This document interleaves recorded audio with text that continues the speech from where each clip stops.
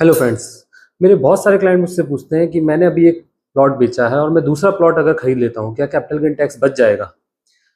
इसके लिए हमें समझना होगा section 86 of income tax act 2025। यदि हम कोई एक लॉन्ग टर्म कैपिटल एसेट बेचते हैं अदर देन रेजिडेंशियल हाउस और उसको इन्वेस्ट करते हैं किसी और रेजिडेंशियल हाउस प्रॉपर्टी में, तो ये टैक्स बच सकता है।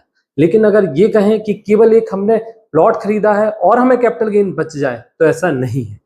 हमें सारी कंडीशन फुलफिल करनी पड़ेंगी सेक्शन 86 की। आइए जानते हैं सेक्शन 86 की कंडीशन। सबसे पहली कंडीशन, सेल डेट पर एसईसी के पास एक से ज्यादा रेजिडेंशियल हाउस नहीं होने चाहिए। दूसरी कंडीशन, जिस डेट को आपने सेल किया है उस सेल डेट से 1 साल पहले या 2 साल बाद तक आप रेजिडेंशियल प्रॉपर्टी परचेज कर सकते हो।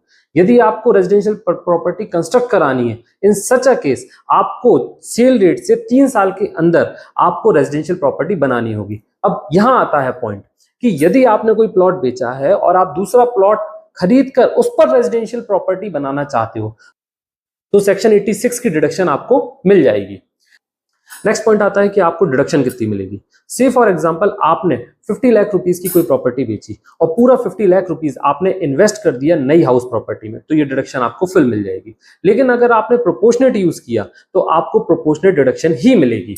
नेक्स्ट पॉइंट आता है कि यदि आपने investment due date of return तक कर दिया तो उसी साल में डिडक्शन मिल जाएगी। यदि आप ड्यू डेट ऑफ रिटर्न तक इन्वेस्ट नहीं कर पाते हो तो वो पैसा आपको किसी बैंक अकाउंट के कैपिटल गेन अकाउंट स्कीम में डालना होता है और उसका यूटिलाइजेशन आप नई प्रॉपर्टी के लिए कर सकते हो। तो फ्रेंड्स, सेक्शन 86 का यूज करके हम लाखों का टैक्स बचा सकते हैं। ऐसे ही मोर टिप्स के लिए आप फॉलो करें smart tax with Vikas. Thank you.